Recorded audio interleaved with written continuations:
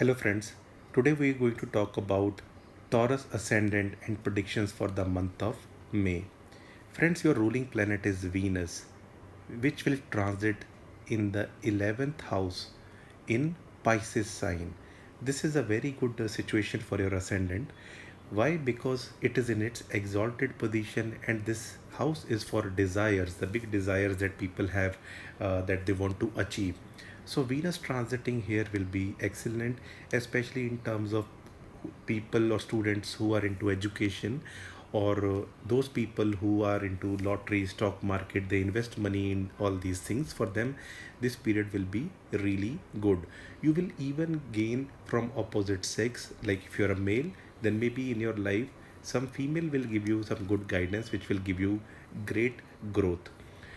Friends, Venus will stay in this house only, and on 31st it will transit to the 12th house, but that will be only for one day. And even Venus in the 12th house is directly Yokar, it's directly auspicious, so that's also excellent. If we move forward, we talk about the Sun. Now, Sun will transit in the 12th house in its exalted position, and on 14th, it will come into the first house. So, because if it's Lord of the fourth house of Leo sign and transiting in the 12th house, so it is possible that your mother might travel to a religious place or to a foreign country. That might happen. If you are in a government job, you will definitely receive some good favors from the government, and you might have a change of place that is also possible in your profession. After Sun comes in the first house, your confidence level will improve, which will happen from 14th. So in this period, your confidence level will improve, your personality will improve. But Sun, whenever comes in the first house, can also give headache or some such problem. So be careful about those things. And then Sun will aspect the seventh house from its seventh aspect. So because of this, try to maintain cordial relationships with your spouse. We move forward, let's talk about Mercury. Mercury is transiting in the 11th house, and in this month it will change two houses. On 6th it will go to Aries sign, and then it will go to Taurus on 23rd.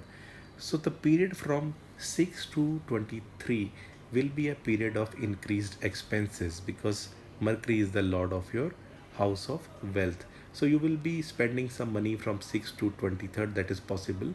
And after 23rd, again it is a good time for money. Between 6 to 23, it is also possible that you might be spending money for your children's education, tuition fees, etc. That can happen. Friends, Jupiter is transiting in your first house, and on 14th it will change and go to your second house, which is the Gemini sign. Jupiter is the Karaka of the second house. Because of this, it will lead to increase of money, and it will stay here for almost 1 year. Jupiter will aspect your sixth house, your eighth house, and your 10th house. So Jupiter aspect on the Libra sign. So be careful about your health because this place is about diseases, especially those people who have issues with liver, gallbladder, or diabetes. So Jupiter can increase the diseases in you. Its aspect on the 8th house is good. Any health related problem you were already facing, Jupiter will try to give good results on that.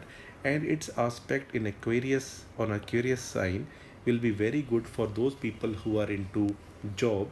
So Jupiter will give you good gains in your job sector. Friends, let's talk about Rahu and Ketu.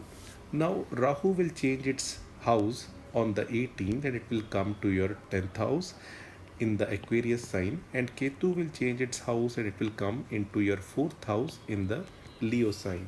Both of these transits are considered very good, especially for those people who are working, who have a professional life, or those who want to enter into politics. This will be the very good time to enter into politics. Ketu coming into the 4th house will make you a bit religious also, and also give you some sort of detachment from your house. You might feel physically, mentally, or emotionally distant from your mother also, so that might also happen.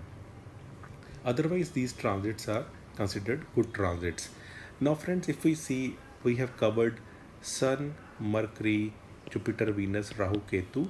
So let's talk about the next planet, which is Moon. Moon changes its transits very quickly. So moon, as you see, is currently here, but in 2.25 days it changes its house very quickly. Whenever it is in anyone's fourth, eighth, or 12th houses, these are not considered good. So I will put the dates here on 5th and 6th. Then in your in the 9 number sign, it will be on 15 and 16, and on in your first number sign it will be on 24 and 25. So these dates, try to be bit careful, then it will be even better. Now the planet which is remaining is Mars. So Mars is transiting in its debilitated position, so it is it's not very in a good position, and it is also the lord of your seventh house. So be careful for your spouse health, because the planet is in its debilitated position. Your spouse might have to travel also, so that might also happen. Friends, now we have covered all the planets. The only one remaining is Saturn. Saturn is the lord of your ninth house and 10th house, transiting in the 11th house. In general, it is a good transit. Saturn will try to fulfill your big desires. This is a period when you feel that luck will be following you, which means if you wanted to do something but luck was not favoring you, so those things might happen. It's good for income also, profit also, for education, higher education also. It's very good. It makes you also mature, because Saturn will aspect your first house also. There may be gains from inheritance, but there might be issues with children. And Saturn is a boring planet because it will aspect the fifth house, so it might give some boringness in your relationship or in your love affair also. So those things might also happen. Friends, overall, if I have to say that your health will be really good in this period, sun will come in the first house, so be careful about your, let's say, the about headache and everything. But otherwise, the health will be in general very good. In family, I can see some good celebrations happening. For education, it's a very good period. Although I always tell students, work hard. For job, expect some changes at your workplace, but in general, in the job sector, it will be really good.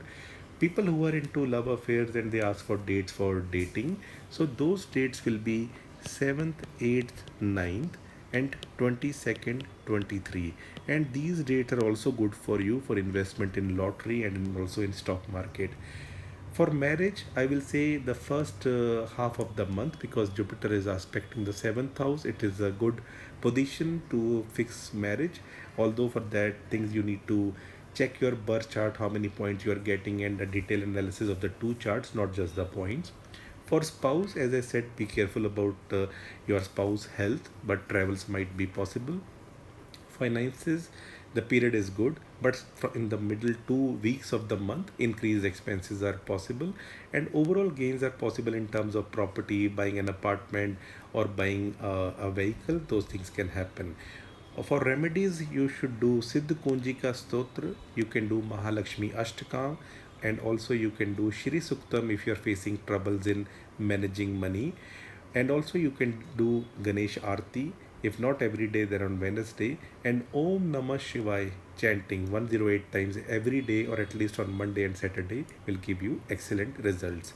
Friends, this is the predictions for Taurus Ascendant for the month of May. If you like this video, I invite you to subscribe to my channel. I also have another channel which is in Hindi. You can subscribe to that channel also. That's all for today. Thank you very much.